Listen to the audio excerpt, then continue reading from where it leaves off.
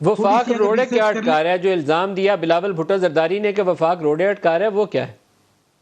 जब मैं थोड़ा सा, अगर नदीम साहब शायद डाइग्रेस करूं, लेकिन मैं एक चीज I'd like to make a point. देखें, 18वीं तरमीम जब पास हुई ना, उससे पहले एनएफसी पास हो चुका था। ये बड़ी इंपॉर्टेंट चीज है समझने की कि जब एनएफसी पास किया गया तब तक 18वीं तरमीम नहीं हुई थी, यानी कि उस वक्त तक सब्जेक्ट सूबों को डिवॉल्व नहीं किए गए थे।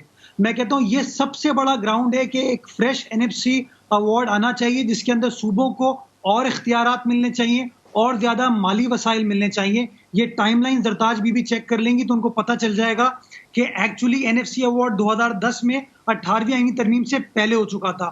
रोड़े में इस तरह बताऊंगा नदीम साहब, मैं समझता हूं जो हमारा नैरेटिव है ना सूबाई सिंध के अंदर, वो पहले दिन से बड़ा क्लियर रहा है कि लॉकडाउन होना चाहिए, इफेक्टिव लॉकडाउन होना चाहिए।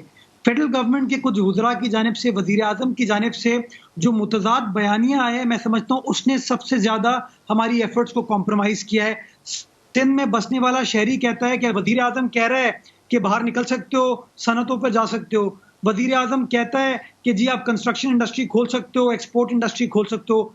गवर्नर सिंध जो है 50 गाड़ियों के टोले में एहसास एहसास किफालत प्रोग्राम देखने के लिए जा सकते